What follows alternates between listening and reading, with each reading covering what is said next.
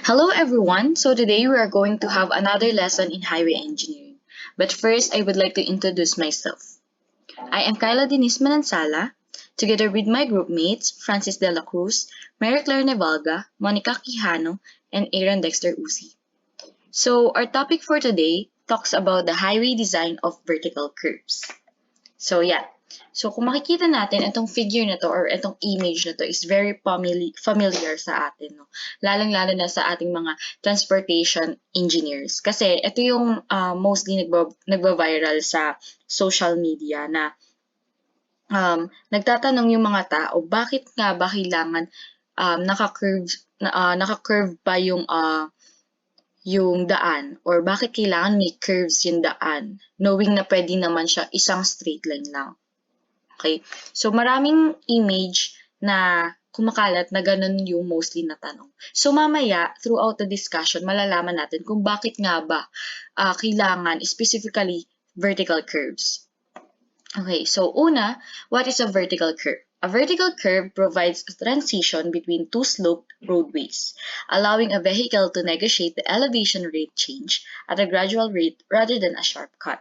So, dito, ang vertical curve kasi, so, yaan yung curves in a vertical plane na kung saan tumutulong siya doon sa ating grade tangent para magkaroon ng smooth transition doon sa another or second second line grade. Okay? So, ibig sabihin, ito yung way para magkaroon ng smooth flow or yung pagdaan ng ating mga vehicles ng mas smooth. So, next naman, horizontal versus vertical curves. Okay, dito, sa horizontal versus vertical curves, kasi in the previous topic, pinag-aaralan yung horizontal curves. So, kung makikita natin dito sa ating kaliwa, yung horizontal curves, ibig sabihin lang yan is change in direction. So, left or right lang yung pinupuntahan ng curve niyan. So, at the same time kasi, kung makikita din natin, ito yung top view ng curves. Okay? On the other hand, sa vertical curves, ito naman yung change in slope. So, ang ano lang niya, ang kanyang direction is up or down lang. Pwede siyang uphill to downhill, downhill to uphill, pwede din siyang uphill to uphill, or pwede ding downhill to another downhill. So, makikita natin yung vertical and horizontal na yan. Ayan yung two important ng geometric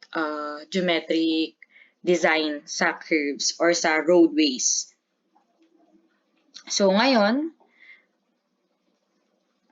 punta naman tayo sa grade tangent. So, dito, yung figure na yan, kung mapapansin natin, ito yung isang principle ng vertical curve. So, yan. Grade tangent, yung nakabilog na yan, yung line na yan, yaan yung, kasi kung makikita natin, without curve, ganyan yung magiging itsura niya. Para siyang triangle. Diba? Para siyang roof. Yan. So, si grade tangent,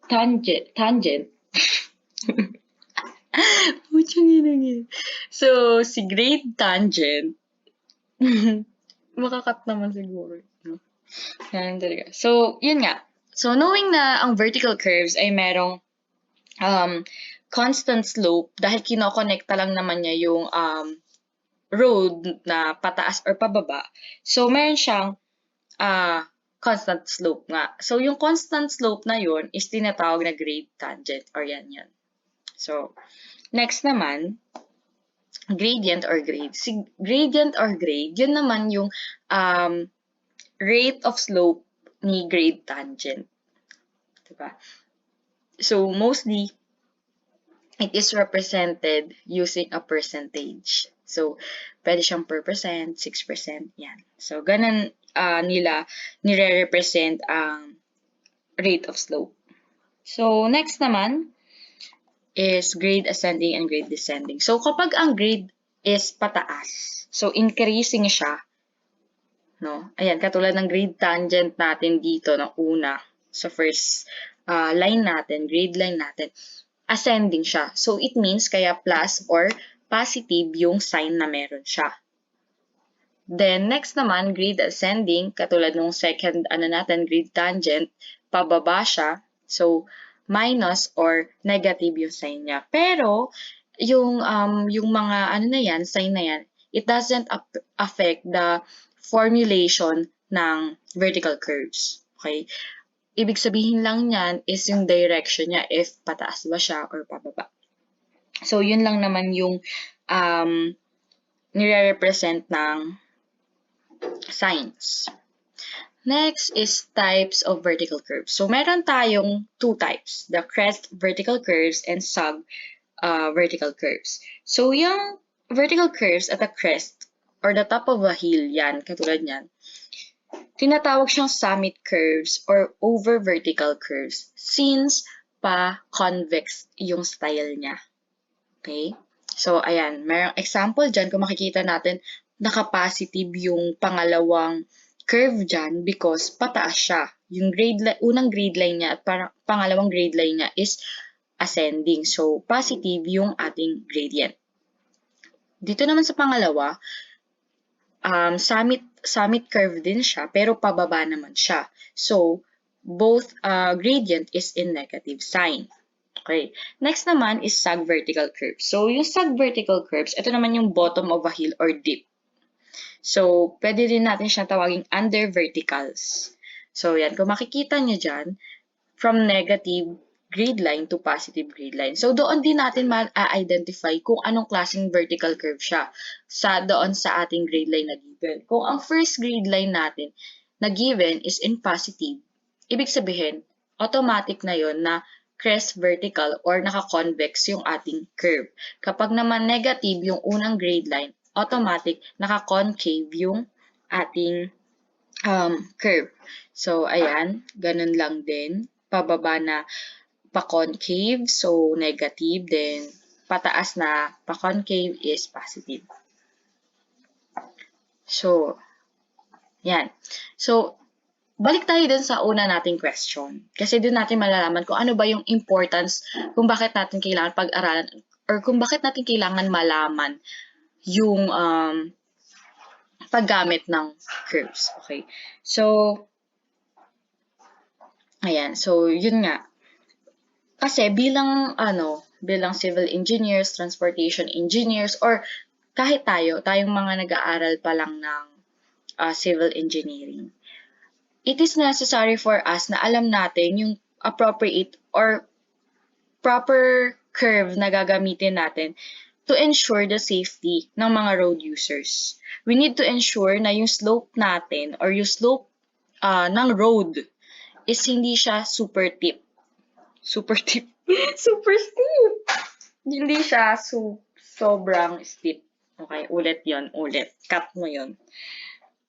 1, 2, 3, go. So, balik tayo doon sa ating unang question kanina. Or yung nag-viral na question na bakit kailangan ng curves, bakit may vertical, horizontal curves, pwede naman diretso lang yung daan. So, dito kasi malalaman natin or masasagot niya yung importance why we need, or specifically ng mga civil engineers, transportation engineers, bakit kailangan nila malaman yung basic question na to. Okay? So, tayo bilang nag-aaral ng civil engineering, dapat alam din natin na it is necessary na malaman natin yung appropriate or proper curve na kailangan natin gamitin to ensure the safety of road users. Kailangan alam natin yung slope or yung slope ng road, hindi siya super steep. Okay? Lalo na vertical. Kung katulad yan, kung makikita natin dito sa baba, isang example yan ng horizontal curve. Okay? So, kung makikita natin, napaka-large nung radius na ginamit dyan. Pero, makikita natin safe siya kasi mas malaki or mas mataas yung rate or yung percentage ng sight distance niya doon sa another object or sa another car or vehicle. So, makikita natin na yung curve na yun, yung nagsilbing way para doon sa safe travel niya. Okay? So, ganun lang yun. Specifically sa mga, sa mga trucks. Yun kasi yung kino-consider ng curves. Yung mga trucks. Yung mga heavy loaded na vehicles. Kasi yung mga, na yan, yung mga modern high-speed vehicles, kahit maliit lang yung radius na gamitin natin, nakakadaan sila. But yung trucks, hindi. Pero ha, may pero. Hindi porket nakakadaan yung mga modern high-speed vehicles na yun is safe na yung pagta-travel nila or yung movement nila doon sa road na yun. Kasi since mataas nga yung or mabilis yung takbo ng kotse nila, may tendency na mag-cause ng collisions or accidents. Kasi nga yung curves na yan, lalo na kung maliit yung radius, masyado siyang, yan, kung makikita nyo, kapag smaller yung radius niya, hindi niya, yung sight distance is bababa or magle-less. Okay? Which is, magkakos nga ng accident. So, lalo na sa mga high-speed vehicles, though hindi naman sila kasing bigat or kasing bagal ng takbo ng mga trucks, kailangan pa rin nila ng flat curves or larger radius curves. So, ganun din sa vertical. Okay? Kung makikita natin dito sa per-vertical na yan na picture, meron dyan yung headlight sight distance niya. So, imagine, yan yung eye level nung nagda-drive. So, kung makikita nyo, natakpan dahil super steep yung ating daanan dito sa may tuktok. Hindi niya nakita na may object or meron siyang sinusundang car doon sa unahan. So, yung eye level niya is nasa lang. Sabihin na natin kung magiging kung tayo yung nandito. Yung eye level natin nandoon sa langit, no? So, hindi natin nakikita yung far na viewpoint ng daan. 'Di ba? So, lang yan eh. Para lang yan pag nagbabike tayo, 'di ba? Hindi pwedeng nakatingin lang tayo doon sa mismong near sight ng ng daan. Dapat alam natin yung sight sa malayo, kahit sa malayo. Kasi paano pag nag-overtake tayo, 'di ba? Or yung lalo na doon sa mga nag-overtake na sasakyan, 'di ba? So if hindi nila nakita yung far sight distance na yun, mas magkokos yun ng mga accidents. So therefore, iisa lang yung sagot doon sa tanong or sa viral na tanong na yan na kung bakit gumagamit ng curves instead of straight lines is because of the safety ng mga road users. So another one, ayan, katulad niyan, ito example to for vertical curves. Ayan. Sabi dito, required stopping distance kapag vertical is ganyan. But then since sa sight distance niya, kalahati lang ng required stopping distance, unsafe siya. May tendency siyang ma-aksidente or pwede niyang mabangga yung yung kotseng nasa unahan na yan, or kung halimbawa may dumaan na mga animals, so hindi natin masasabi. Even though na nagamit na yung iba ng ways, ng ganyan, hindi pa rin siya reliable. So, dapat bilang transportation engineers or bilang engineers, alam natin yung pag-compute ng sight distance and stopping distance. So, sa mga susunod nating discussion is malalaman natin paano ba computing yung mga distances na yan. So, yan. Kung makikita nyo nga, unsafe siya kasi nga mas mababa or lesser yung sight distance compare sa stopping distance. So, sa pangalawa naman, mas larger yung vertical radius. Kung makikita nyo, mas large siya. So, safe siya dahil mas sa eye level nung nung nagda-drive, mas mataas yung rate or mas mataas yung distance na nakikita niya na compare doon sa required stopping distance. So, yun lang yan. Ganun lang kadali yung pinaka-concept nung vertical curves and horizontal curves, kung bakit ba siya kailangan, bakit siya applicable, and instead of straight line. So another answer pa doon sa question na yan is bilang engineers din, tinitignan natin yung cost, construction, 'di ba? So construction of cost. So instead na mag-excavate tayo, mas okay nang gumawa ng curves. So yun lang din yun. Aside sa safety, kino-consider natin yung construction of cost. Kasi nga, mas mahal or mas malaki yung cost na magagamit natin if mag-e-excavate tayo. Okay, so yun lang yan.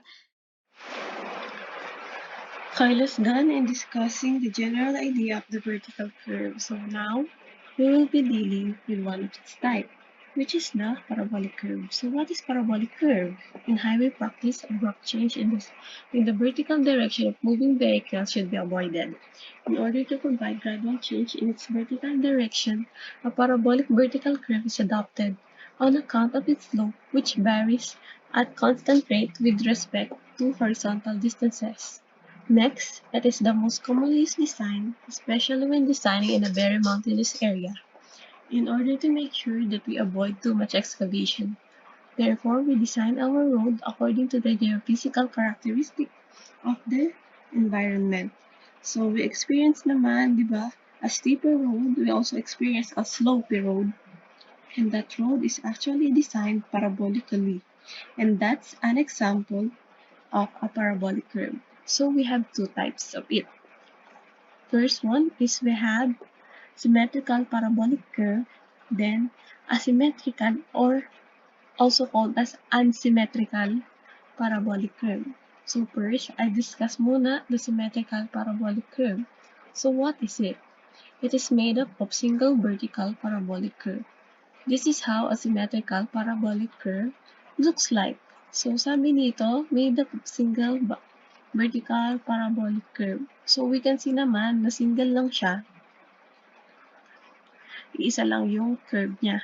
Then an additional information or definition about symmetrical parabolic curve is that yung length niya is kapag hinati sa dalawa, katulad nitong nasa figure, is will be equal. So moving forward, I discuss the elements of symmetrical parabolic curve. So first, PC, point of curvature, also known as PBC, or point of vertical curvature, is the beginning of the vertical curve. So, eto siya.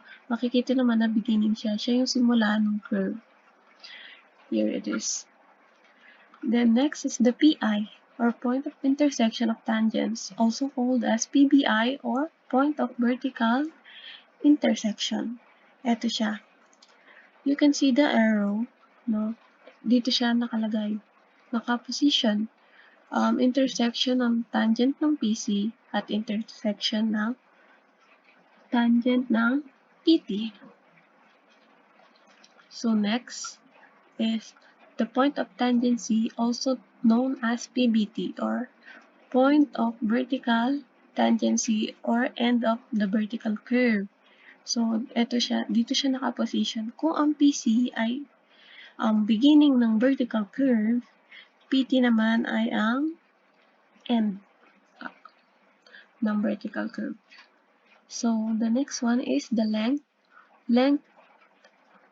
or L of parabolic curve. So, it is the projection of the curve onto the horizontal surface. So, ito yung curve natin. So, yung projection niya from the horizontal surface is ito, L2, tapos ito isa pang L2. So, L2, L over 2 plus L over 2 is equals to its total length. Ito yung buong length niya. The next is the H, vertical distance between the PI and the curve. So, we can see naman na ito yung PI, ito naman yung curve. So, Etong h, ito yung tinutukoy niya na distance between them. Next, we also have the backward tangent. So when we are moving along the road in the direction of the increasing roadway stationing, the first of the grade lines that we will be encountered is the backward tangent. So pagtataas daw tayo in a curve, ang una natin may encounter ay ang backward tangent. Then the following grade tangent is what we call the forward tangent or tangent through PT. Yung backward tangent, called siya as tangent through PC, and yung forward tangent is also called as tangent through PT. So next, the properties of symmetrical parabolic curve. So first property is the length of the curve L is horizontal distance between PI and PT. So, ang tinutukoy dito is yung L over 2. So, yung length niya, yung L over 2 na length is from PI and PT or PI and PC. So, PI is midway between PC and PT. So, nakita naman natin sa figure kanina na yung PI is nasa gitna ni beginning of the curve and end of the curve. So, grade, also called as slope, should be in terms of percentage. So, yung grade, sila yung percentage ng backward tangent and ng forward tangent. So, grade is another term for slope, sabi nga dito. So, if we have grade 1, like this, G1, sabihin na natin ito yung G1 natin, is equal siya sa 4%. So, yung G1 natin is also equal to 4 over 100. So, that means in every 100 horizontal distance na meron tayo, we have 4 meter vertical height. So, ito yung 100 natin na horizontal distance. Ito naman yung 4 meter natin na vertical distance. And here is our theta. So, the fourth one is if the algebraic difference in the rate of the grade of the two slope is positive, that is G1 or G2. So, yung difference daw ng G1, grade 1, minus the grade 2, we have the summit curve kapag positive. But if it's negative, we have the sag curve. So, in summary, or in short, pag positive, we have the proning. And kapag negative daw, nasa na yung mouse ko? Ayun. Pag negative yung lumabas, we have the smiling one. So, yeah. So, yung kaninang properties for symmetrical parabolic curve, sila yung sum of the reminders when we are referring to the symmetrical parabolic curve. So, now to compute for the elements of the curve, I'll discuss the formula for them. So, we have this now formula H here is equals to L over 8 times the difference of grade 1 minus grade 2. So, tinutukoy dito PI to the midpoint of the curve, ito ata, H. The next is the location of the lowest or highest point from PT. So, assume na dito, from PT daw, we have the highest point here sa Y3, or we also have the lowest point in this part. So, to calculate them, we can use the S2 is equals to G2L over G1 minus G2. So next, for the location of the lowest or highest point from PC, dito naman daw banda. So, kuwari ito yung highest natin, tas ito yung lowest natin. So, to get them, we will use naman the S1 is equals to G1 times L over G1 minus 2. So, for the last one, for the rate per change per meter station, we're going to use R is equals to grade 1 or G1 minus G2 over N. So, I prepare one example for the symmetrical parabolic curve.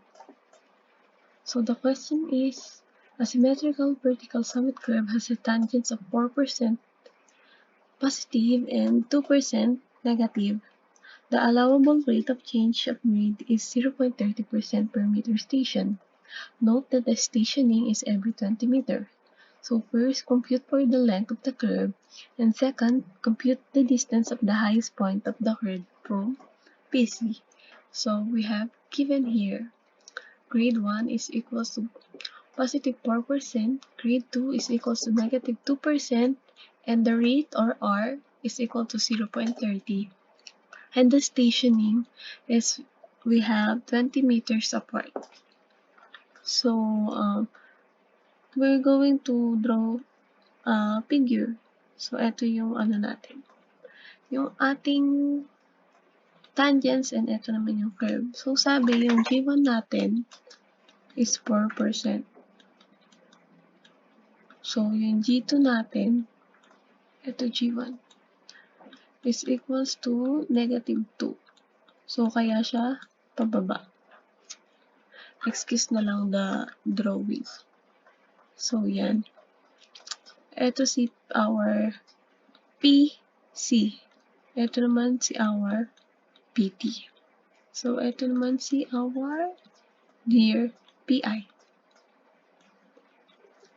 So, for the number 1, or for the solution, so we're going to use first the rate per change per meter station. So, R is equals to G1 minus G2 over N. So, we need the N to compute for the length. So, 0.30 is equals to 4% minus negative 2% over N. So, by solving manually or by using shift solve in the calculator, we will get N is equal to 20 or 20 stations. So next, to compute for the L, proceeding from to compute the L is equals to the stationing or and number of station. So multiply the two. L is equals to 20 times 20M. So L na makukuha natin is 400 meters. For the second one, so hinahanap natin is yung the distance from the highest point of curve from PC. So, ito yung PC. Hatiin natin sa dalawa. So, kuwari ito na yung highest curve natin. So, to get that, we will use the S1 formula. S1 is equals to G1 times L all over G1 minus G2. S1 is equals to 4% times 400 meter all over 4% minus negative 200. I mean negative 2%. So, yung makuha nating answer is 266.667 meter. So, that's all for the symmetrical parabolic curve. So, now we have here the asymmetrical parabolic curve. So, what is asymmetrical parabolic curve? It is using two or more parabolic curve placed adjacent to each other. Excuse me.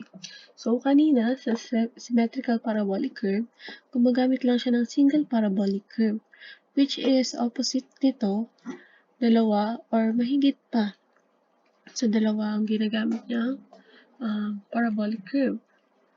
So here we can see here in the figure, this is the first parabolic curve and this is the second parabolic curve na bumubuo sa isang asymmetrical parabolic curve. We have here the PBC or PC, also have here the PBT, and here is the vertex or our PI kanina, no? Then, ang mapapansin natin na hindi sila equal, unlike sa symmetrical, na yung distance from PC to PI or V and distance from BBT to B is equal. Unlike here, na mas malaki tong from PC to V kaysa sa from PT to B. We also have here additional element na B1 and B2. Then another one is kanina we have only grade 1 and we also only have G2. Now, meron na tayo ulit additional element here sa ating asymmetrical parabolic curve, which is the G3. So, tatlo na yung ating grade line. So, for the formula, or for computing the elements ng asymmetrical parabolic curves, we have first, when G1 to G times L1 over 2 is less than H, which is it is the highest point from PC, we will use S1 is equals to G1 L1 squared over 2H. Then the next one, when L1 times G1 over 2 is greater than H, it is the highest point from PC. We will going to use S2 is equals to G2 times L2 squared over 2H. So to compute the L1 or the first length, here, L1 is equals to 2 times H times L2 all over L2 times the difference of G1 and G2 minus 2. So I have here an example for a symmetrical parabolic curve. So the problem is a back tangent having a slope of 6% positive is intersected by a forward tangent having a slope of negative 4% at station 1 plus 100. It is proposed to connect the two tangents by a parabolic curve having a height of 2.75 meters. Due to some restriction, the curve must have the highest elevation at station 1 plus 115.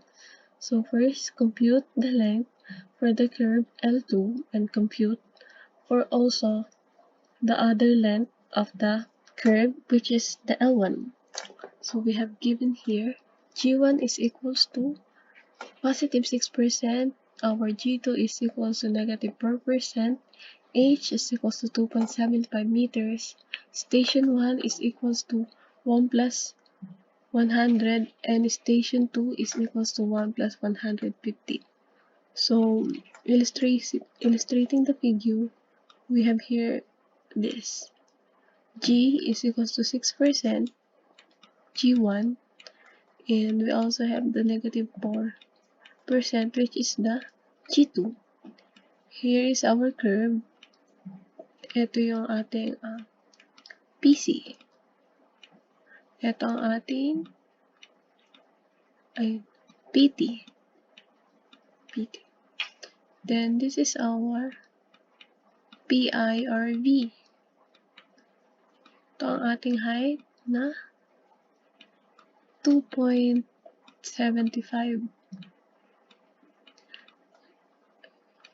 Ayan.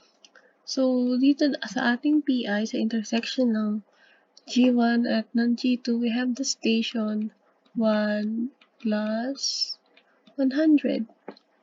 So, let's assume na, where's my mouse?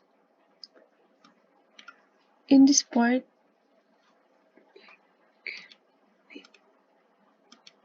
let's erase this. So, in this part, Nandito yung ating 1 plus 115 na station. So, this is our L1. This is our L2. So first, let's compute for the length of the curve L2. So for our solution, for number 1, we're going to use the S2 is equals to G2 times L2 squared all over 2H. Substituting S2 is equals to L2 minus 15. So bakit L2 minus 15? So sabi nga natin, ito yung ating L2. Then from here and here, we have this, the station 100, and this, the station 115. So ang distance nila sa isa't isa is 15 meters. So we need to consider this part.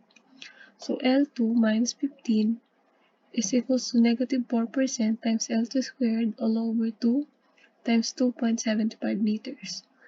So computing them manually or by using sheep solve, we will obtain the same result, which is our L2 is equals to 120.360 meters. That is for our question number 1. For our question number 2, for computing the length of the curve L1, so we have here the formula for L1. L1 is equals to 2 times height all over L2 times G1 minus G2 minus 2H. So L1 is equals to 2 times 2.75 times 120.36 meters over 120.36 meters times 6% minus negative 4% minus 2 times 2.75 meters.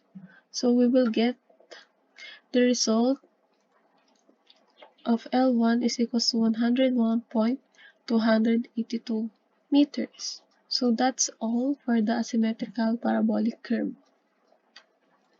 And that's all for the whole parabolic curve lesson. Thank you. So now, or next, this is part of the geometric distance of highways and railroads. We will be now discussing two sight distances. Sisimulan po natin siya sa stopping sight distance. So, unit learning outcomes.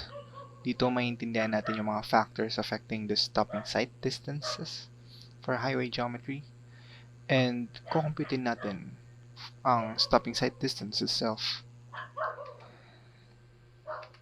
So, ano ba tong sight distance nito? Sight distance is the length of road visible to the driver. So, marami tayong klase ng sight distance. Yung stopping sight distance, passing sight distance, decision sight distance, and the intersection sight distance. So, i-discuss natin siya mamaya. Stopping sight distance, length of the roadway that should be visible ahead of a driver to ensure that the driver will be able to stop if there is an object in his path. So, napaka-self-explanatory. Yun daw yung required length ng roadway that we should provide sa design ng highway natin for the driver to be able to stop or makapag-react kung sakaling may object na nakablock sa path niya. Next is the PRT or the perception reaction time.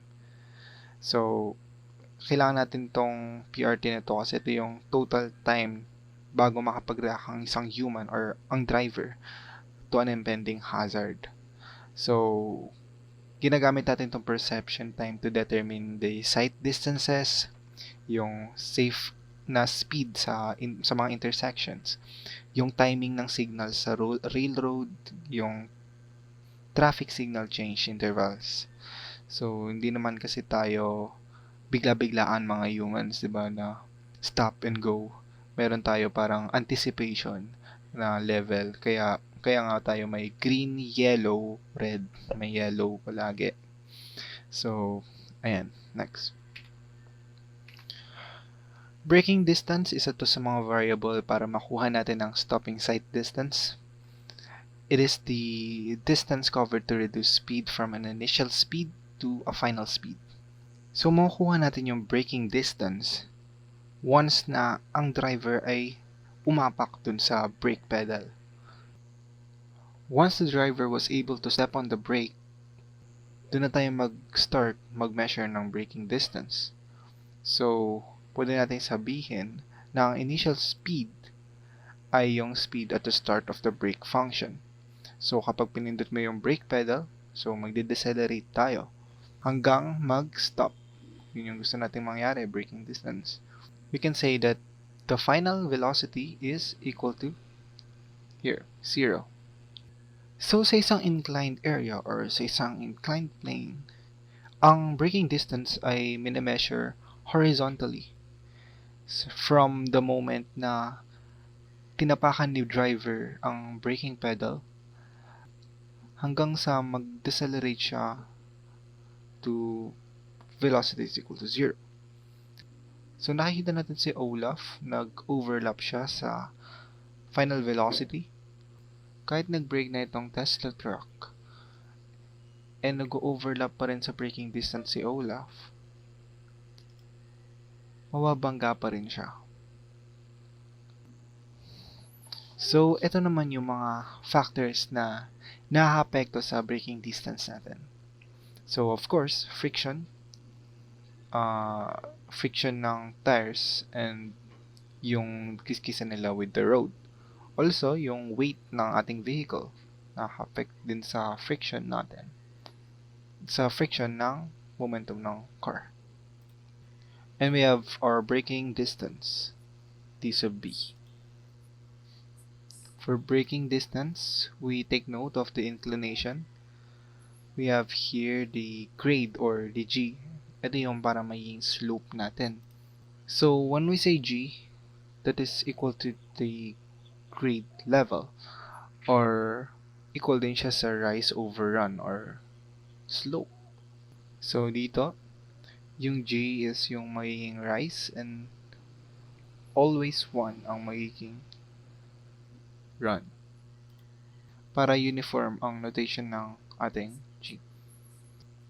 Example, ito, gagawin mo siyang 4. Then, itong 1, gagawin mo siyang 3. Ito, 5. So, ang gagawin natin ay i-divide natin siya sa 3. So, 3 over 3, 1. Ayan. Kaya tayo may 1. Tapos ito, magiging 4 over 3 na, di ba? Again, kapag inclined ang ating area, so ang braking distance is taken as the horizontal displacement, but for small grades, the incline will almost be like the horizontal. The larger yung value ng ating theta, mas malaki yung syempre yung discrepancy nitong x and our braking distance. Ayan, lagi nating tatandaan ng braking distance is always measured horizontally. Again, v is equal to 0 is our final velocity. So, we assume that driver eye height is 3.5 feet above road level. At yung height naman ng object is between 2 feet and 3.5 feet. So, ito yung mga typical, ito yung mga average heights na nakuha ng AASHTO based on their study. So, yung mga objects na mas mababa sa 2 eh hindi siya mako-consider kasi hindi na siya makikita ng driver. Bale, yun na yung minimum. Yun na yung parang safe ground ng safe ground para makita ng driver yung impending na hazard. As the driver sees the object at nakita niya ang danger ito, syempre, magre-react siya. So, alam na natin tong braking distance. Punta naman tayo dito sa reaction distance, also known as braking reaction distance or brake reaction distance. So, what is brake reaction time? So, balik tayo dito. So, simula nung nakita yung moment na nakita ng driver yung object or yung impending hazard, doon na tayo mag-measure ng reaction distance. So, parehas lang sa braking distance. Yung braking distance is yung moment tinapakan ni driver ang brake pedal. Dito naman sa reaction distance, ito yung pag nakita ni driver and nag-react siya. Yung time na nag-react siya or nag-respond siya dun sa impending hazard, dun tayo mag-start mag-measure ng reaction distance. So, balik tayo dito. Brake reaction time is the interval between the instant that the driver recognizes the existence of an object or hazard ahead and the instant that the brakes are applied. Ayan. Minimum reaction time. So, meron tayong 1.64 seconds. Meron daw 64.64 seconds for alerted drivers plus 1 second for the unexpected signal. So, ito ay based sa studies ng AASH to. Siyempre, gumagawa sila ng mga studies to set standards sa paggawa ng highways. Ito yung parang average time sa mabilis na category ng AASH to na study to set the standards. So, some drivers may take 3.5 seconds to respond. Pwedeng ito yung mga matatanda or mga may disabilities. We know that different drivers react to different circumstances at different rate. So, magkakaiba tayo ng reaction time. Kumbaga, approximately 90% of drivers, including older drivers, a reaction time of 2.5 seconds is considered adequate. So, ayan, yung parang standard na dapat considered sa ating designs ng highways, ng ating design considering stop sight distance. So, we consider a brake reaction time 2.5 seconds kapag hindi siya pinigay sa given, kapag magsasagot na tayo ng problems. That is of course based on some studies. So, brake reaction distance, again, the distance measured throughout the duration of the brake reaction time. Ito raw yung distance or yung measured distance from perception or yung nakita yung subject until sa actual stepping on the brake or yung actual na pag-function ng ating brake. Yun daw yung brake reaction distance. Of course, ang brake reaction time ay may corresponding brake reaction distance. Of course, we can determine that using the principle of dynamics. Braking distance, the distance measured starting from the actual operation of brakes leading to a full stop. Yun na rin yun. And stopping sight distance, the sum of the brake reaction distance and the braking distance. Ayan, based sa ating statement, yan na mismo yung formula na gagamitin natin para makuha ang stopping sight distance. At this point, after mechanical lag, car brake starts to operate and control build-up ensues. So, at this point daw, we measure V0 or our initial velocity. So, dito naman, braking distance of the car is measured here. So, dito na natin tatanungin kung does he stop in time or not? Kung magsi-zero ba siya dito? Or magdidire-diretso siya? So, we have here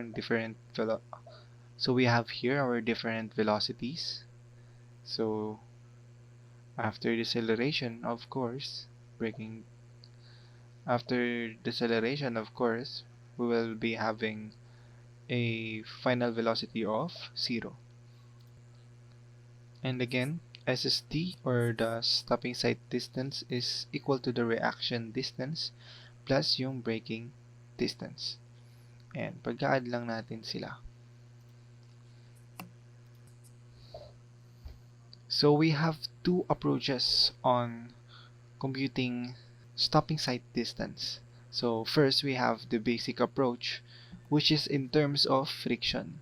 So, ito siya, SSD is equal to initial velocity times the reaction time plus yung initial velocity squared 2 times gravity times the friction plus or minus the slope.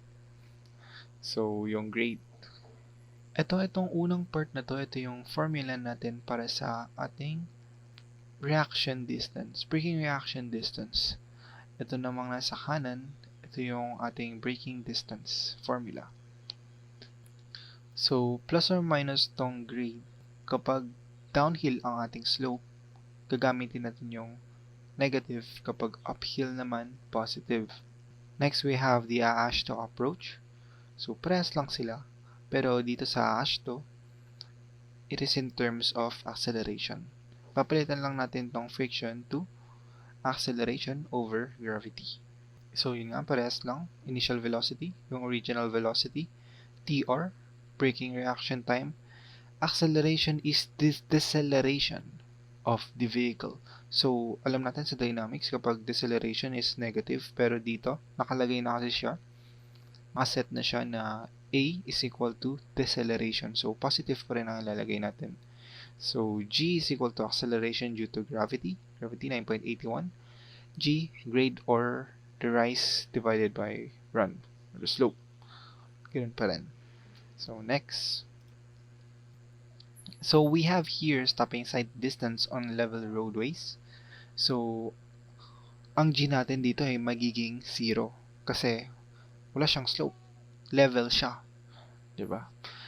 This is from Ashto, Green Book ng 2011 or the American Association of State Highways and Transportation Official.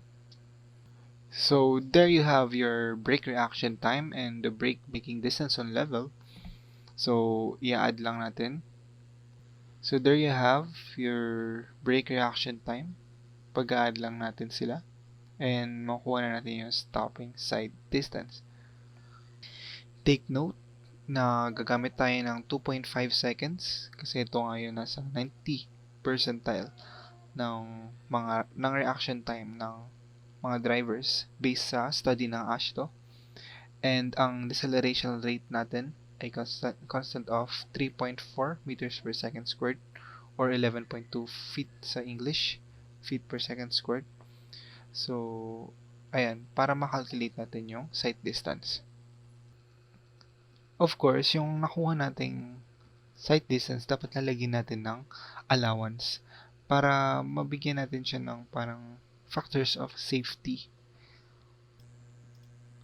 So, let's have our first sample problem. So, compute the total stopping distance that a car moves during an emergency stop based on the following data. So, ang initial velocity natin ay 60 kilometers per hour. Final velocity when it stops is 0. Coefficient of friction or yung skid ay 0.15 and ang slope natin ay 2% ng road downhill. Ang perception reaction time, may given reaction time is 0.75 seconds. So, of course, our formula, given ng friction, so gagamit tayo ng basic formula. Basic approach, I mean. Ang hanap natin dito ay ang stopping distance. So, gusto natin siya makuha by meters. Kaso, ang initial velocity natin ay 60 kilometers per hour. Kailangan natin siyang i-convert to meters per second. So, gawa lang tayo ng simpleng conversion. 60 km per hour times 1,000 meters over 1 kilometer equivalent. 1 hour over 3,600 seconds equivalent then equals to 16.667 meters per second. So, pwede na natin siyang gamitin sa ating formula. So, substitute lang natin ang ating mga given values. So, initial velocity, 16.667. Ang ating reaction time, 0.75 seconds. Plus ating initial velocity ulit, 9 square over 2 times 9.81 our gravity 0.15, the coefficient of friction, minus the slope, which is 2%. So, ang nakuha natin ay 121.4 meters. Yun ang ating stopping distance. Next, ayan, kung uphill naman, papalitan lang natin tong 0.5 at papalitan lang natin tong slope ng positive slope. Bale, may plus na siya and makukuha natin is 95.79 meters. So makoconclude natin dito na it is easier to stop kapag pa-uphill ka. And mas mahirap tumigil kapag pa-downhill ang ating andar.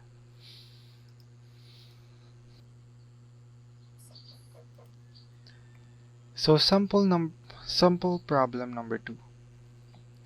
In a braking test, a vehicle traveling at a speed of 30 km per hour was stopped by applying brakes fully, and skid marks were 5.7 meters in length. Determine the average skid resistance of the level pavement surface. So, level na ang given natin ngayon. So, wala siyang slope. Ang G natin ay magiging 0. So, ang ating initial velocity ay 30 km per hour. Convert natin siya to meters per second. 8.33 meters per second. So, walang sinabing friction, pero meron tayong nakitang word na skid marks. So, ang skid is associated with friction. Pwede nating i-assume na ang braking distance ay equal sa 5.7 meters. So, given ang formula ng braking distance, so dito siya nanggaling sa general formula natin ng basic approach. Ito yung ating reaction time distance, brake reaction distance, Ito yung ating brake reaction distance, initial velocity times reaction time. Ito naman yung sa ating braking distance. So, ito yung gagamitin natin para makuha yung hinahanap nating average skid resistance of the level pavement or ang ating friction, ang F. So, ang ating braking distance, lagay lang natin. Then, equate lang natin siya sa ating formula. So, substitute. Hindi ko na nalagay pala. Ano yan? 8.33 over 2G, 9.81 times F plus 0. Ang makukuha nating F kapag sinif solve natin ay 0.621. Next problem. So, problem number 3. A vehicle traveling at 40 km per hour was stopped within 1.8 seconds after application of brakes. Determine the average skid resistance. So, parehas lang yung tanong sa last question, ano? Ang hanap pa rin nila ay ang friction, coefficient of friction. Pero dito, dalawa lang ang binigay, ang ating initial velocity and yung seconds ng pag-apply niya ng brake. So, here, 40 kilometers per hour. Initial velocity, convert lang natin sa meters per second. And naging 11.11 siya. So, we have the time of brake application, which is 1.8. Kailan siya tumigil? So, kailangan nating makuha ang braking distance. Kasi kulang tayo, hindi natin magagamit yung formula ng ng substitution lang. So, para makuha natin yung braking distance, kailangan natin makuha ang deceleration. So, paano natin makuha ang deceleration? We have the initial velocity and we can assume that the final velocity is 0 kasi patigil nga tayo. So, gamit tayo ng formula from our dynamics, which is deceleration is equal to final velocity minus initial velocity over time. So, substitute lang natin yung mga meron tayo. 0, final velocity, and our initial velocity, 11.11, over ang time natin ng 1.8. So, we have our deceleration, 6.1733 meters per second squared. So, paano natin kukunin yung braking distance gamit ito lang. So, meron na tayong initial, meron na rin tayong deceleration, meron na rin tayong final. So, ano bang meron formula na meron ng mga yon na merong rate of distance? So, from our kinematics, matatandaan natin itong formula na ito. So, final velocity squared minus equals initial velocity squared plus 2a times distance, final distance minus initial distance. So, yan, gamitin natin siya. Ang S minus S0 ay also equivalent sa braking distance dahil rate nga siya ng distance. So, ayan, gamitin natin siya. I-transpose lang para makuha ang dB, ang ating braking distance. And 0 squared minus 11.11 squared over 2, tas yung deceleration, nakuha natin ay 9.995 meters or 10. So, ayan, kompleto na tayo. Pwede na natin siyang gamitin sa ating original na formula. So, 10, ang nakuha nating braking distance, equate natin sa initial velocity squared over 2 times gravity, 9.81, times F, ang hinahanap natin, friction, coefficient of friction, and 0 sa ating grade kasi level ang ating area, slope. So, ang nakuha natin ay 0.629. Ito na ang ating coefficient of friction. Okay. So, next naman, ang factors influencing sight distance. First is the speed of vehicle. The speed of the vehicle is directly proportional to the required SSD. So, sinasabi dito na mas mabilis, mas mataas din ang required na SSD natin na dapat nating i-provide. This is very apparent sa table na pinakita ko kanina, showing the different sight distances on different velocities or speed natin. Next is the efficiency of brakes. So, 100% efficiency is not desired. The wheels are fully locked, so there is no rotation, skidding, and once vehicle skids, there will be no control of the vehicle. So, ayun, hindi siya advisable na or hindi nga desired ang 100% efficiency. So, alam natin sa physics or ayan, simple physics lang. Kapag umapak ka sa brake at 100% ang efficiency ng brakes mo, maglalaki ang wheels mo. May momentum ka. Anong mangyayari sa'yo? Siyempre, gagalaw ka pa rin dahil meron tayong tinatawag na inertia. Hindi siya magpo-full stop ka agad. So, napakadelikado nun kasi wala ka ng control. Hindi ka man lang nakapag-decelerate muna. So, this will lead to skidding ng uncontrollable. So, next is frictional resistance between road and tires. So, speed of vehicle is indirectly proportional to friction between roads and tires. So, higher the speed, lower ang friction. Kaya kapag umuulan, laging ina-advise na magbagal tayo ng takbo para mas mataas yung friction, hindi tayo madulas.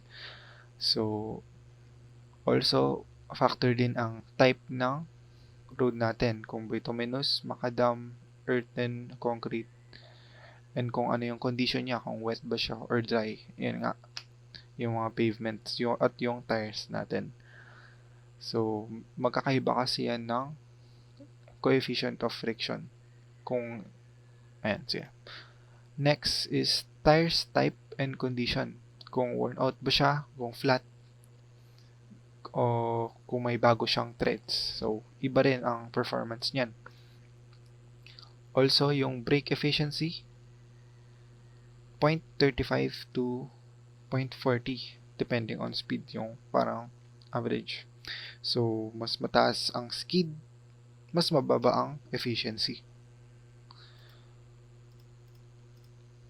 So, in summary, stopping sight distance is the sum of two distances.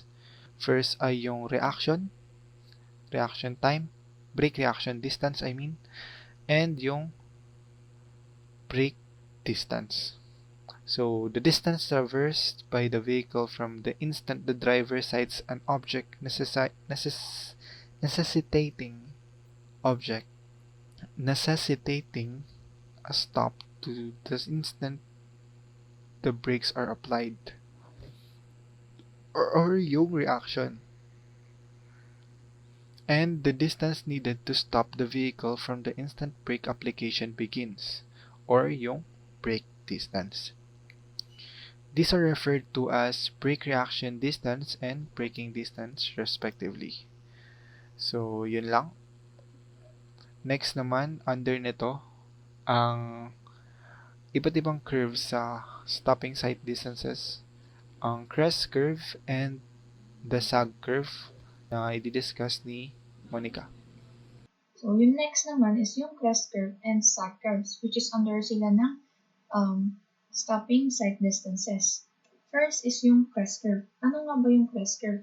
Kapag sinabi kasi natin crest curve or crest vertical curve, ito yung mga curve na nagko-connect dun sa inclined sections ng isang daan para makapag-form ng crest. So, for example, namamasyal kayo, nasa isang sasakyan kayo, ito yung nadadaanan nyo na parang pataas tas bababa. So, sabi rin daw dito, they are relatively easy to design. And then, kasi kapag gagawa ka ng crest vertical curve, may principal control na sinusunod sa design ng vertical curve nito. Ito yung dapat ma-ensure natin as engineers, yung minimum stopping sight distances buong vertical curve. So, for example, tatawid tayo dito, dapat ma-ensure natin na yung minimum stopping sight distance is ma-apply natin siya habang nagko-cross tayo dito sa road na to. So, ito yung dalawang sight distance possibilities niya, which is when sight distance is greater than curve length, ito yung itsura niya, or yung curve length is greater than sight distances. So, syempre, meron siyang respective na formula for possibilities. So, if S is less than L, then L is equals to A times S raised to 2 over 100, open parenthesis, square root of 2h1 plus square root of 2h2, close parenthesis raised to 2. Or F is greater than L, then L is equals to 2s minus 200, open and close parenthesis, square root of h1 plus square root of h2 raised to 2 over a, where yung L is yung length of the crest ng vertical curve. So, kapag sinabing length of the rest of vertical curve, hindi siya ito. Hindi siya ito. Bali, ito siya. Siya yung vertical length ng curve, not itong pinaka-curve na to. Then, yung sight distance is yung nakikita natin kapag nagda-drive tayo, or ito yung view na meron ng isang driver kapag nagda-drive sila. Then, A is yung change ng grade. Then, H1 is yung height of the driver's eyes above the ground. H2 is height of the object above the roadway. So, ang alam ko, parang may sinusunod tayong design standard dito sa H1 and H2. Bali, meron ata sa manual ng DPWH. Pwede atang tignan dun. So, para sa example problem, a vertical summit curve have a tangent grade of 2.2% and negative 1.8%. The required stopping site distances is 100 meters. Find the length of the curve. So, yung mga given, SSD or yung stopping site distance is equal to 100 meter. G1 or yung grade 1 is 2.2% or 0.022%. Grade 2 is negative 1.8% or negative 0.018. So, ito yung sinasabi kanina na parang design standard natin dito sa site stopping distance. Alam ko meron din sa passing distance eh. Bali, ito yung sa site distance, 3.75 feet is equals to 1.14 meter. H2 is equals to 6 inches is equal to 0.14 meters. So, or 15. So, assume S is less than L. So, ito yung formula niya. L is equals to A times S squared over 2, open parenthesis, H1 plus square root of H2 raised to 2. So, substitute the formula. Then 0.04, 100 squared over 2, square root of 1.14 plus 0.15 squared is equal to L, 94.471 meters, which is less than 100. So, therefore, it is not acceptable or it is not okay. So, pansin nyo dito, yung 200 kanina naging 2. Kasi yung percentage natin na 2.02 tsaka yung values na 0.018, ginamit natin siya as decimals. But if yung A mo is gagamitin yung percentage, then papalitan mo yung 200. I mean yung 2 ng 200. And then, yung next naman is yung sag curve. So, para lang siyang crest vertical curve, but nagpo-form siya ng isang bowl or sag. So, kita nyo rito, para siyang nagpo-form ng parabola na open upward. Kagaya din ng crest vertical curve, yung site distance is yung parameter natin para sa paghahanap yung length ng curve, which is kagaya ng site distance, hindi ito yun, kumbaga parang ito siya. So, kapag ka nagde-design tayo ng sag vertical curve, need natin i-consider yung comfort ng driver. Kasi di ba imagine, kapag ka nag-drive ka, tapos napadaan ka sa ganitong curve, so bali meron siyang positive change kasi sa grade. So, eto, negative, pababa. Tapos bigla kang magkakaroon ng positive change dun sa grade. Ang mangyayari kasi, di ba, mag-a-accelerate tayo upward. Di ba? So, yung inertia sa katawan ng driver, yung, dahil sa inertia sa katawan ng driver, yung acceleration is parang downward thrust na siya. So, dadagdagan mo pa siya ng gravity, medyo uncomfortable siya para dun sa driver. So, bali, ang isa pa is, meron kasi siyang difference sa gabi at saka sa umaga. So, for example, sa umaga, okay lang mag-drive, diba? Since kita mo yung paligid mo, kita mo yung nasa unahan mo, kita mo yung, medyo may view ka dun sa nakikita mo sa daan. But iba kasi yung sa sag vertical curve kapag ka sa gabi. Bali, aasa ka lang dun sa headlight mo at saka dun sa sight distance. Medyo restricted yung reaction time na meron ka at saka yung nakikita mo. So, kagaya ng crest vertical curve, meron siyang sight distance possibilities. So, when sight distance is greater than length, ito yung itsura niya. Or yung sight distance is less than length. And then, yung respective na formulas. If S is greater than L, then L is equals to 2S minus 200 times H plus S times tangent B over A. Or if S is less than L, then L is equal to A S raised to 2 over 200 times H plus S times tangent B. Where L is yung curve length or yung Sabi ko nga kanina, hindi ito, kundi yung paganto. And then yung sight distance, normally, stopping sight distance. Then B is yung beam upward divergence, normally assumed as I or 1. Then H is height of the headlights, normally assumed as 2 feet. Then A is yung change ng grade, which is grade 2 or G2 minus grade 1 or G1 as a percent. So ito yung example problem. A curve has a tangent grade of negative 4% and 3%. The required stopping sight distance is 610 meters. H is equals to 400 meters and B is equals to 1 degree. Find the length of the curve. So ito yung given, SSD 640 m, G1 is negative 4 or 0.04, G2 is 3% or 0.03, then H is equal to 400 meter, B is equals to 10 degree.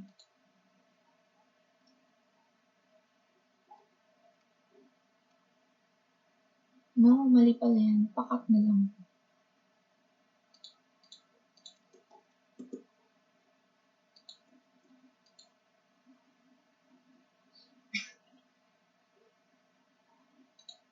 So, balik ulit.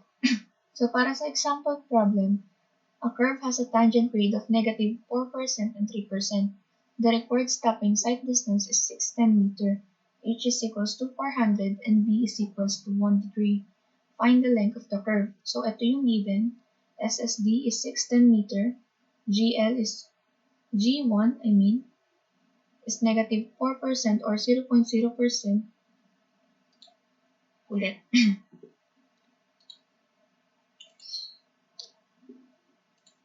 So, para sa problem, a curve has a tangent grade of negative 4% and 3%. The required stopping sight distances is 610 meter.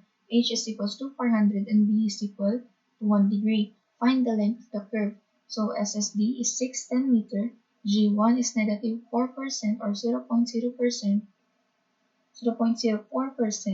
G2 is equals to 3% or 0.03. H is equal to 400 and B is equal to 1 degree. So, solving, ito yung given. So, ang assumption natin is when S is less than L. So, yung formula, L is equal to A times S squared over H plus S times tan B. Then, substitution, 7 times 610 squared over 400 plus 610 times tangent 1.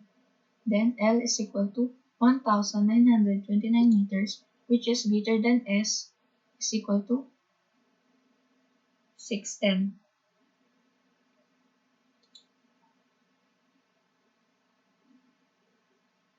Ulit. Not acceptable pa rin to.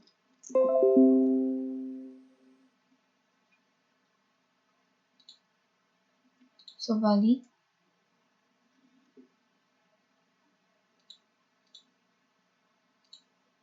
Next is yung solution. So, ito yung given yung given. Then, assume S is less than L. So, L is equal to A times S squared over H plus S times tan B. Then, substitution, 7 times 610 raised to 2 over 400 plus 610 tan 1. L is equals to 1,929 meters, which is greater than S na 610 meters. So, therefore, it is not acceptable. So, moving on to the passing and overtaking sight distance. What is passing sight distance? According to the definition, the minimum sight distance needed by a driver on a two-way road to be able him to overtake another vehicle ahead with safety against the traffic from the opposite direction is called overtaking sight distance or say passing sight distance. So, yung passing sight distance daw, siya yung distance na needed mo para makapag-overtake ka ng safe and dun sa vehicle na nasa harapan mo and at the same time walang collision na mangyayari dun sa vehicle na nagtatahak dun sa opposite direction. So, according to research, overtaking is one of the highest risk maneuvers for both drivers and riders because it can put the overtaking vehicle into the path of oncoming traffic, often at high speed. If there is a head-on collision, the speed of both vehicles combines to create a much more severe impact. In 2019, 7,311 vehicles were involved in an overtaking accident, of which 52% were cars and 40% were two-wheel vehicles. So, there are factors affecting on minimum overtaking sight distance. So, these are the following. Speed of the overtaking, yung mag-overtake na sasakyan, yung speed nung overtaken, which is yung vehicle na pag-overtaken ng isang vehicle, yung nasa harapan, and the vehicle coming from the opposite direction, yung speed nun. So, lahat yon nakaka-apekto kung ano yung sight, yung overtaking sight distance mo. Another one is rate of acceleration of the overtaking vehicle. So, makaka-apekto rin yung acceleration ng vehicle na mag-overtake doon. And next one is the spacing between the vehicles. So, may distance din yung vehicle 1 sa vehicle 2 wherein i-consider din natin siya kasi one of the factor siya. Kasi kapag mas malayo or mas malapit, 'di ba? Nakaka-apekto siya dun sa sight distance or sa overtaking sight distance. So, lastly is the skill and reaction time of the driver. So, ayun. Next one is the analysis of overtaking sight distance. So, ito yung illustration. Meron tayong first phase, wherein yung first phase natin, yun yung magpapass yung vehicle dun sa vehicle 2. Yung mag-overtake na vehicle is doon tatapat siya doon sa pangalawang vehicle na pag-overtaken niya para makapunta doon sa harapan. So, sa second phase is yung nandito na siya sa harapan, then papunta na siya sa second or sa right lane. Ayan. So, parang sa first phase is yung vehicle to left lane, tapos yung second phase is yung vehicle na mag-overtake to right lane. Ayun, tapos so, moving on. So, let D1, the distance traveled during perception and reaction and during the initial acceleration to the point of encroachment on the left lane. It is often called the initial maneuver distance. So, ang tinutukoy niyan D1 is ito. Itong distance na to from dito. So, ito yung reaction time niya wherein yung dito nagde-decide kung kailan mag-move sa left lane yung vehicle or yung driver. So, next one is yung D2. D2 is the distance traveled while passing vehicle occupies the left lane. So, ibig sabihin, at yung D2 daw is yung distance traveled ng vehicle dun sa left lane, dun sa kabilang lane, or sa opposite direction. So, from this, na nag-decide siya na tumawid or mag-overtake, is yung distance niya hanggang makatawid siya ulit dito sa right lane, which is eto yon. From this spot hanggang dito, kung kailan siya makatawid dito sa opposite direction ng safe.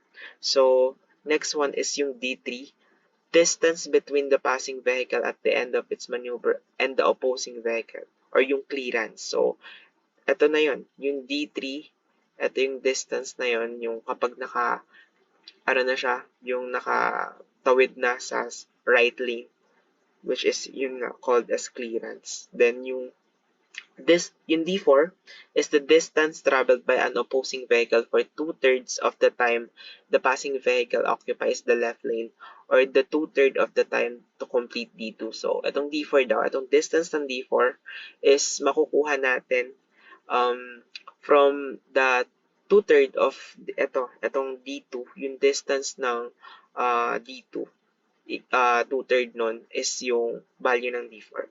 So, para mas maintindihan natin, ito yung formula.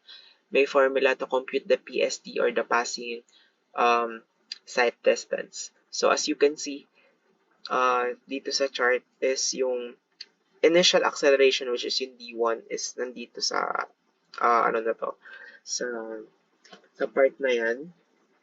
Then, syempre, yung D2, which is nandun na siya sa left, mas mataas yung average speed passing vehicle niya. So, ito naman yung D4 naman, which is yung nandito. Siya yung sumunod na mas mabilis kasi nga babalik na siya sa original state niya. Then, yung D3 yung pinaka mabagal since nag-adjust yung kotse sa speed niya para maging safe, 'di ba, sa tawid sa kabilang lane. So, discussing para makuha yung PSD or yung passing sight distance, ito yung formula. So, we have D1 plus D2 plus D3 plus D4. So, parang yung summation lang. PSD is the summation of all the distance traveled by the car upon overtaking the road. So, para ba natin makuha yung D1, D2, D3, and D4? So, for D1, we have D1, which is the time of initial maneuver per second, times V, wherein yung V is yung average speed of the passing vehicle, minus M, wherein yung M is the difference in speed of passed vehicle and passing vehicle, plus A, which is yung acceleration ng vehicle, then times D1, again, the time of initial maneuver over 2. So, next one is D2. So, D2 is equals to Vt squared. V is the average speed of the passing vehicle, and T over 2 is the time passing vehicle occupies the left lane. So, yung T2 daw is yung oras mo na nag-travel ka dun sa left lane, while yung T3 naman natin is will varies from 100 to 300 feet. So, mostly given tong D3. So, hindi mo na siya kukunin. So, D4 naman is equals to 2 times D2, wherein siya yung makukuha mo dito sa D2 over 3. Since yung sabi dito sa definition is yung D4 daw is the 2/3 of the time to complete D2. So, the times mo lang yung value ng D2 sa 2/3. So, para mas maintindihan ulit natin, nagbibigay ako ng sample problem. So, sample problem. Compute the passing sight distance for the following data. So, we have this data. So, the passing vehicle's speed wherein it is 26.667 or 26.667 meter per second. Overtaken vehicle speed, which is 24.444 meter per second. Time of initial maneuver, 4.30 seconds. Average acceleration is 0.658 meter per second squared. Time passing vehicle occupies the left lane, which is 10.40 seconds. Distance between the passing vehicle at the end of its maneuver and its opposing vehicle, 76 meters. So, wait lang. Pakikat na lang to OC. Mag-present kasi ako dito sa isa. So, share screen. Mag-share ako. Start now. So, yeah. So, busy on that.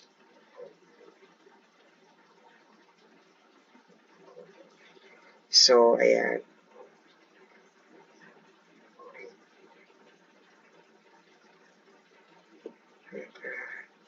So, ayan. For the computation, meron na tayong given, no? So, may given na tayo na yan, ayun yung mga given nandiyan na. Bali, ang una natin i-compute is the value of M, which is M is the difference between the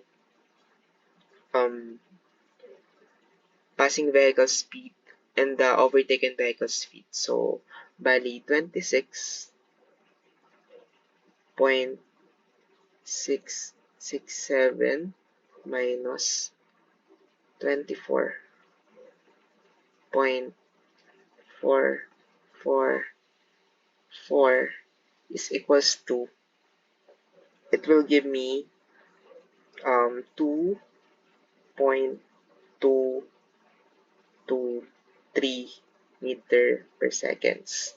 Yan. So, yan. So, meron na akong value ng M. So, we can proceed in solving D1 wherein, di ba, sabi kanina is D1 is equals to T1 times V minus M plus A T1 over 2. So, yan yung value natin. So, substitute na lang natin. T1 natin is equals to 4.3. times yung V natin is equals to, V natin pala is yung passing vehicle speed, wherein yun yung 26.667 minus M, which is yung kakakuha natin kanina is 2.223 plus yung acceleration natin. Yung acceleration natin is given, yung 0.658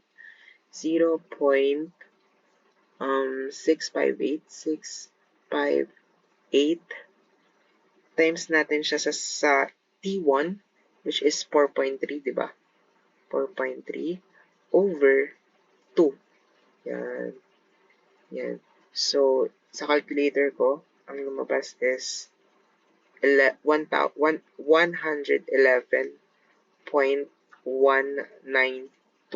meters. So, ayan yung D1 natin. Next one is D2. So, paano ba kunin yung D2? D2 is equals to VT2. So, V natin is again 26.667 times natin dun sa T2, wherein yung T2 natin is yung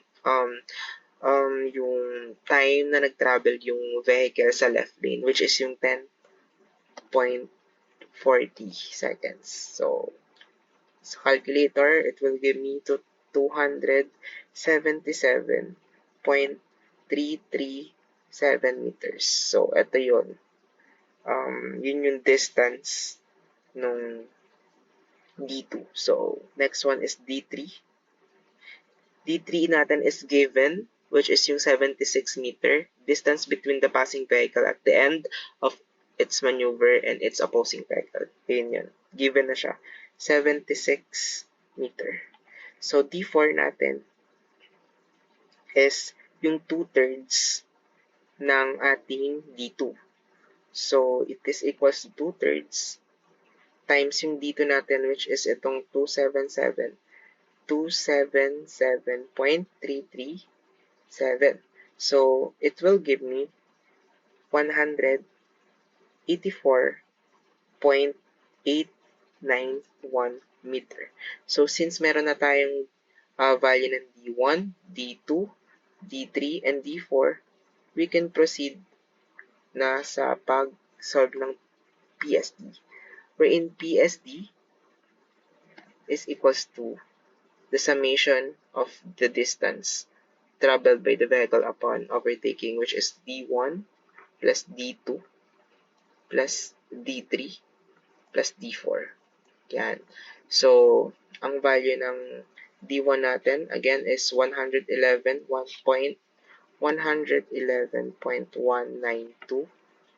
plus D2 natin is 277.337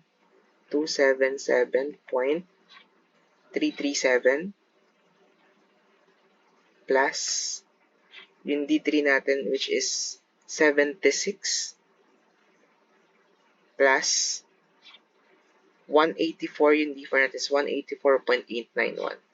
184.891. So, our PSD is equals to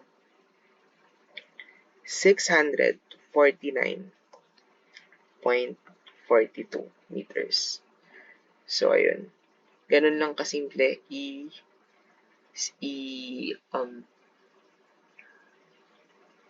i-compute yung PSD or yung passing sight distance. So, in conclusion, yung car o yung data ng car na nandito, need na ng passing sight distance na may value ng 649.42 meters. So, yun yung kailangan niyang i-consider upon overtaking para mas safe, di ba? So, ayun. That's all. Sana may natutunan kayo. Thank you.